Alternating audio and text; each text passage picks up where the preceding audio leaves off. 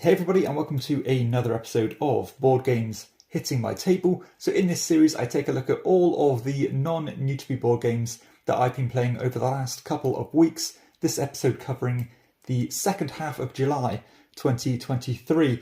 Now I have quite a few games here to go through, so I've had a good couple of weeks. But before I get into the games, I want to give a shout out to the show's sponsor, KIENDA.co.uk, who are my go-to online retailer. And if you use the link in my show notes or the QR code, then you can get 5% off your first order.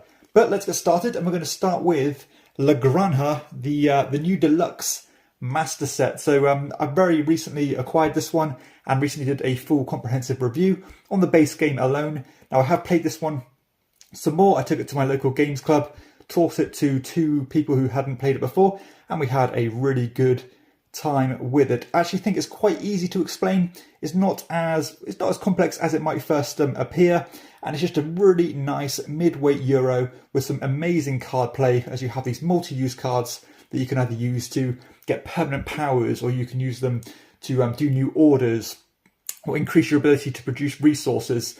Lots of different things. Now, it was quite interesting how in this game we all went a very different route. I was very much focused on completing these public orders on the main board. And if you do that, you tend to get an ongoing benefit or income each round. Both of my opponents were really focused on their own contracts and competing over the central market to get majorities there, which will give you kind of passive points each round. And that is actually what ended up costing me quite heavily, because every round they were generating 3, 4, 5 points, and I was getting next to nothing each round. So even though I did make up a lot of ground by creating the infrastructure, it wasn't quite enough to squeeze that win, and I probably could have done maybe a round or two focusing on those majorities rather than completely neglecting it. But it was really nice, and we did have a few little maybe a little bit of critique on the game when it comes to buying these roof tiles.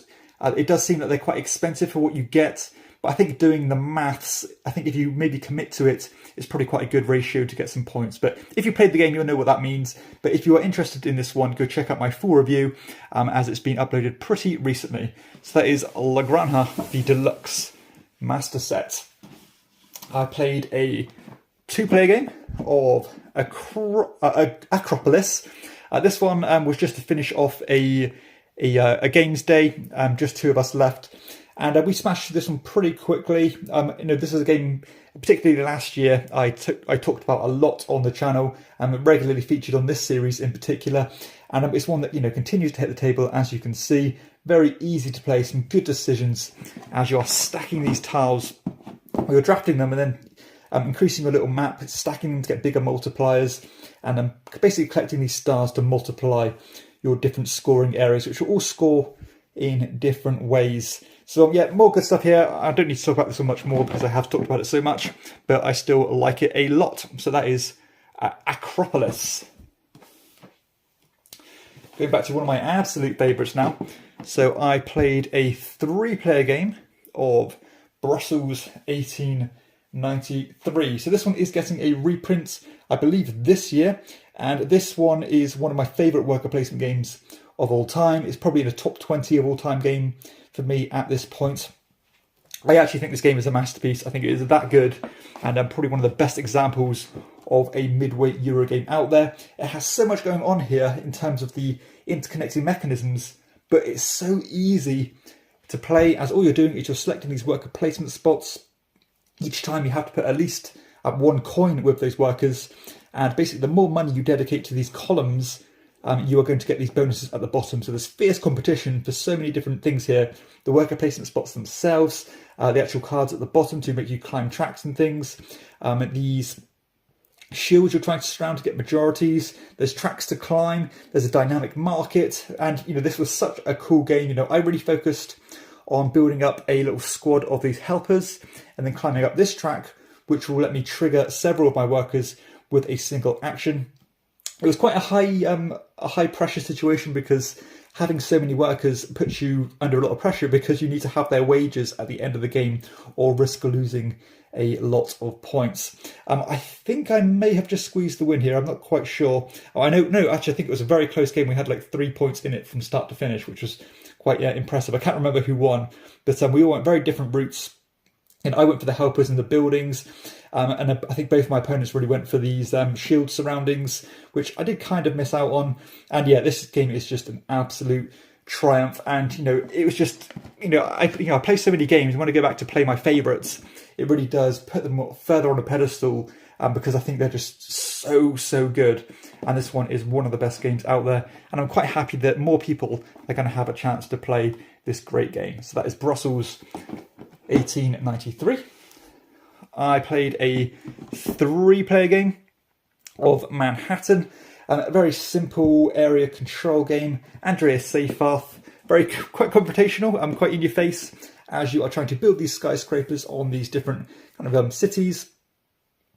Very simple gameplay. All you're doing is you're playing one of these cards, which will show whereabouts on one of these grids you can place your buildings. You can kind of overlap or build on top of other people's buildings and claim them for yourself, which is quite a cool thing, as you're not only gaining points for yourself, but you're taking points off your opponents. And you're simply scoring based on who's got the tallest tower on the board and who's got the majority in each of the cities, and then you're going to get a point for every building you have on the entire board as well. So very minimalist scoring, and I just like it a lot. This one works really well for when I play with my family, because again it has that slight cutthroat nature of it, but still so easy to get to the table and enjoyable. I think probably the first example of this game that I played where I was really hurt by the cards that I drew, but I don't really care. It's still a lot of fun. That is Manhattan. Going to a complete party game now. We played several games of Cross Clues.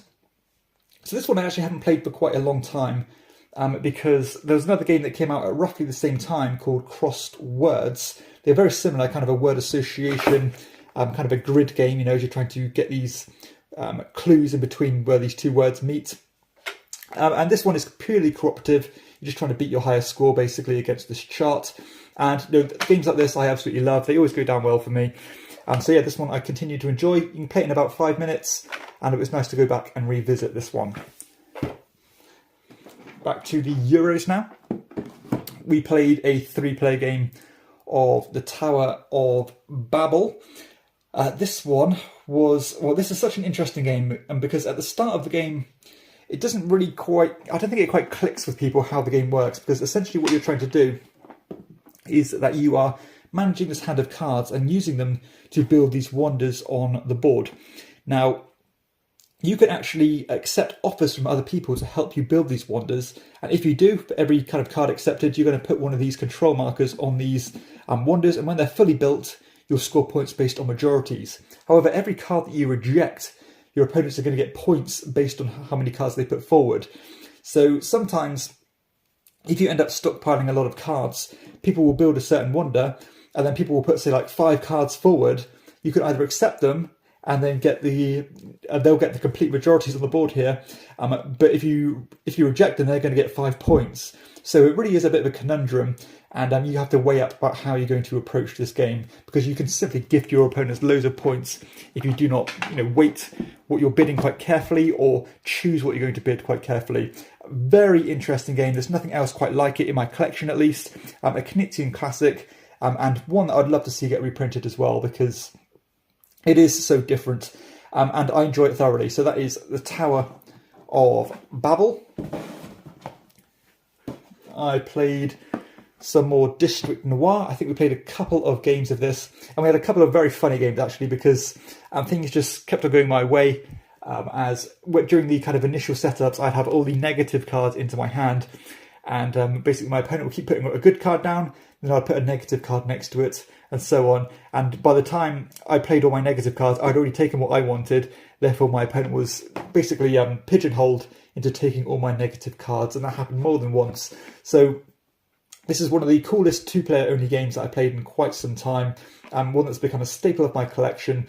And so if you like 2-player games and you want to build a bit of a catalogue of 2-player games, this one is a fantastic one that you can play in around 15 minutes, and it has some good kind of tug-of-war, push-your-luck mechanisms, and even some bluffing and trapping your opponents into taking bad cards. So that is District Noir. Going back to old 2-player games here, this is Patchwork. So one of the first games I've added into my board game collection when I got into the hobby. And this one I played with somebody who was very experienced with Patchwork, much like myself, because I played this game so many times. And it was quite an interesting game, as during the first half, I could just feel myself slipping behind, because whenever it was my go, all of the tiles were not great options, and I kind of had to take a chance and thinking, let's invest in the buttons and hope that later in the game things will start turning in my direction and I'll have the kind of the economy to buy exactly what I wanted. And that is what happened actually in the end, actually, because I was pretty certain I was going to lose this, and it ended up just sneaking the win because I had that constant income of the buttons that I wanted. But this is such a cool game. Again, the more games I play, the more I appreciate games like this, because it is such a good example of a polyomino game with extra layers of economy and pacing. Just a great, almost essential, I'd say, for the two-player genre. So that is Patchwork.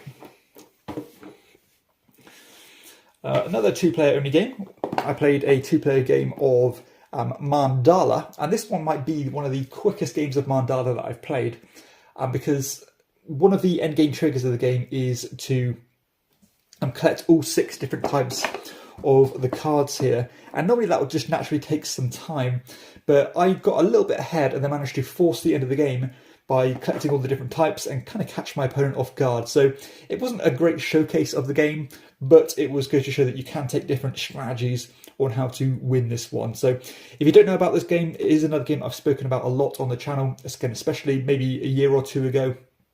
One of my favourite two-player games of all time, as you're putting these cards out into these kind of claiming areas, and then you're using other cards to bid for them. But the order in which you collect the cards is important, because the ones you collect first are worth fewer points than the ones you collect later, and that works in a complete different order for your opponent. So sometimes points or cards that are worth very few points to you are worth a ton of points to your opponent. Genius design. It feels timeless, definitely an evergreen for me, and I think this game is amazing. So that is Mandala. Talking about more great card games, so you can see how I've had some great games played here. This is Capital Lux 2 Generations. I played a couple of games of this actually. I played a 2-player game and a 3-player game, and that was after quite a long delay, or quite a long break between playing this last time. So kind of 2 came at once.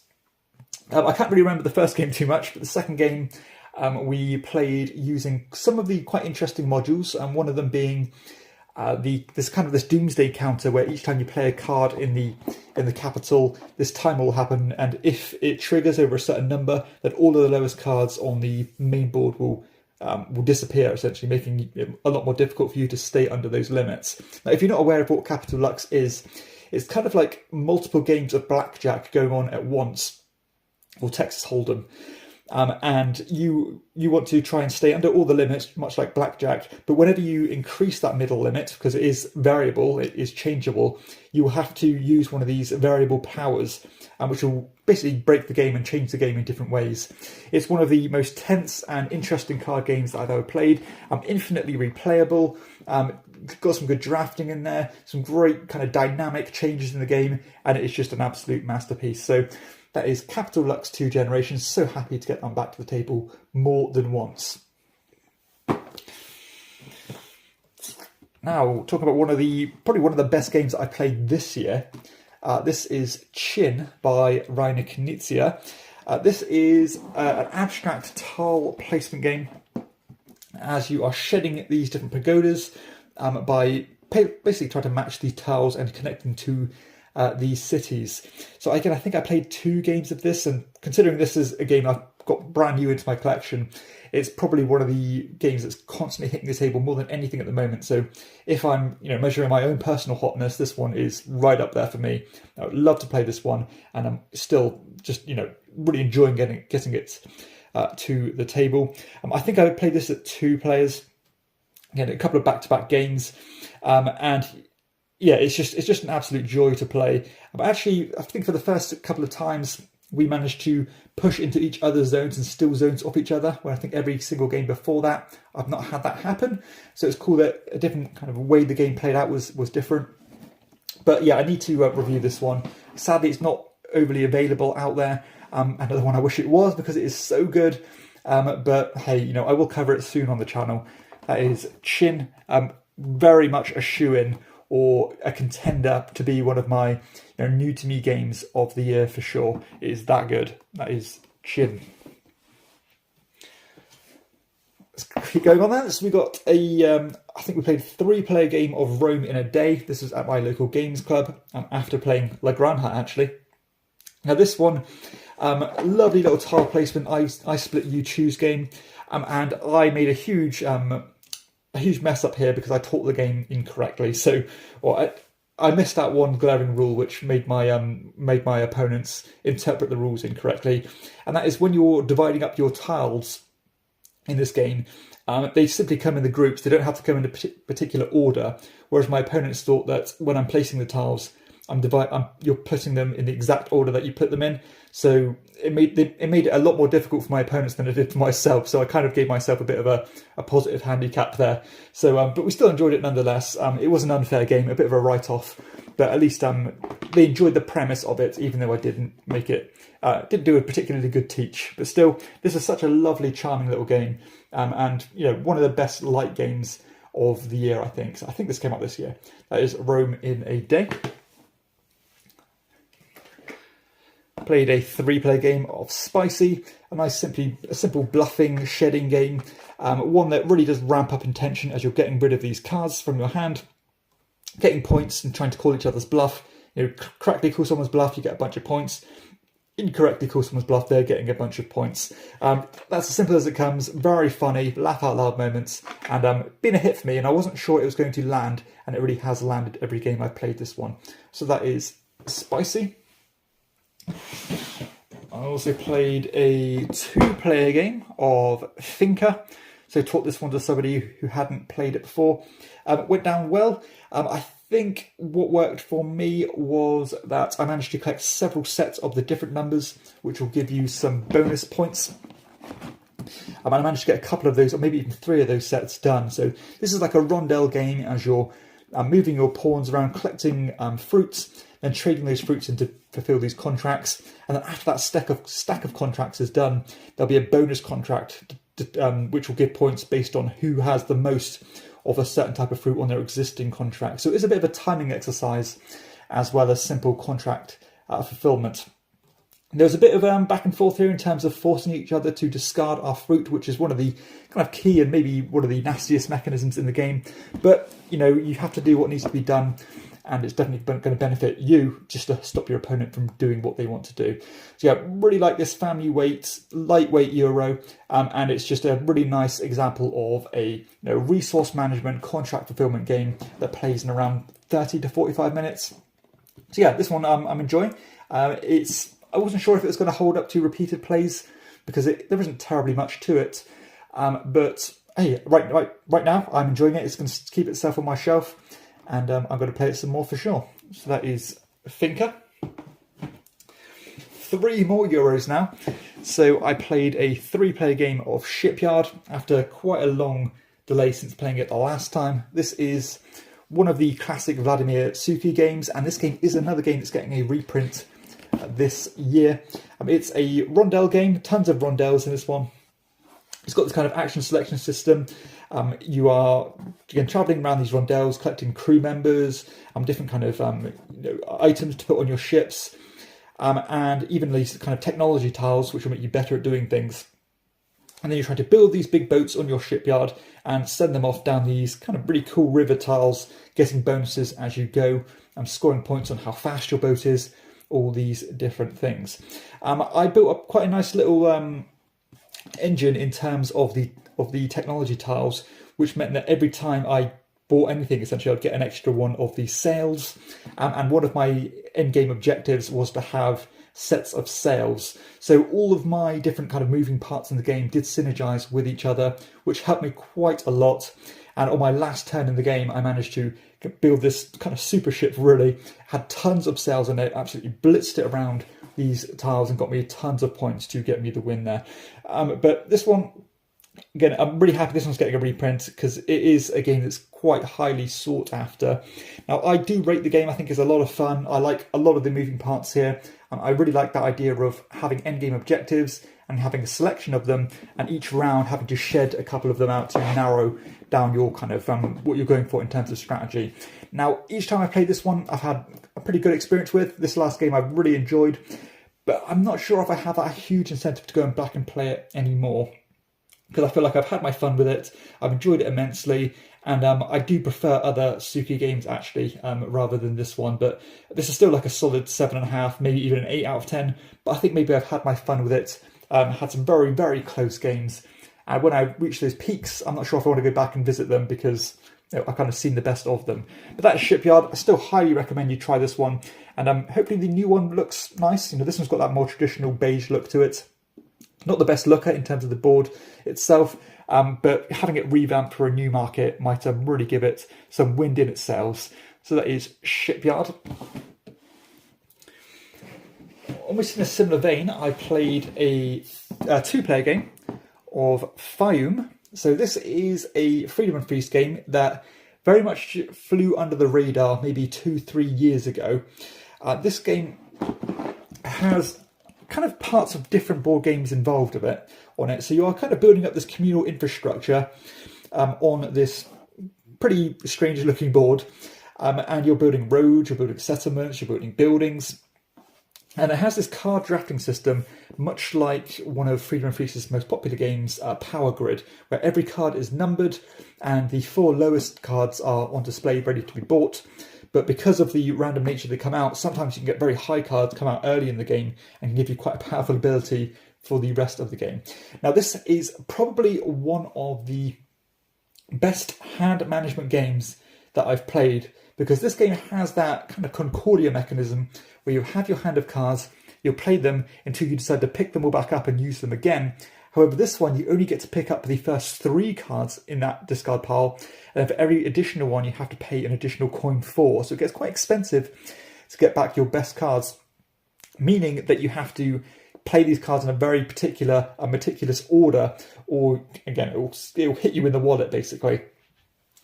This is quite a strange game to teach to people, because all the gameplay is on the cards themselves, and sometimes it's not overtly clear about what you're trying to aim for, because you don't know what's going to come out in the decks, and you might think, well, why am I doing this? And later it will become apparent because it will kind of synergize with a different card. So it is quite a strange game to grok and internalize, but once it gets flowing, it does flow very nicely. The game does take a little bit too long for my liking, which means I have to house rule the game, where normally if you do that kind of administration phase where you pick up cards into your hand, you only get rid of the first 2 cards in the row, but we changed it to make it the first 3 cards. But even then, it is still quite long. Now, not too long to the point where it hurts the game too much, but it does make it a bit of a barricade to get it to the table, because you are looking at around 2 hours to play this one. But it is such an intriguing design. Everything is kind of communal. One thing you do will help your opponent, and you are building this kind of infrastructure together, but trying to make sure that you benefit from the points. Again, it's a very difficult game to explain in a clip like this. And while I appreciate this game immensely, I think it's again another 7.5 out of 10. The kind of playability of it does hurt it quite a bit, because if I'm going to play this, I'll probably only play it with 2 players, because we've already played it and we already got over that steep learning curve. Whereas if I wanted to teach this to more players, it's going to be a bit of a process, and I think people who've played it before will have a distinct advantage, which is normally something I shy away from. So I think maybe because of that playability issues, which is quite a strong metric I use to keep games in my collection, I do really factor that in more and more.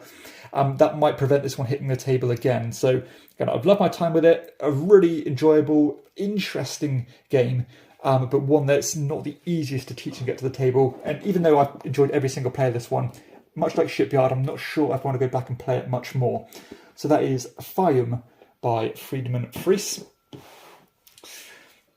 Also played I think it was a 2-player game of... 3-player game, in fact, of Amsterdam. So this is the reprinting of Macau. So this is a Stefan Feld game.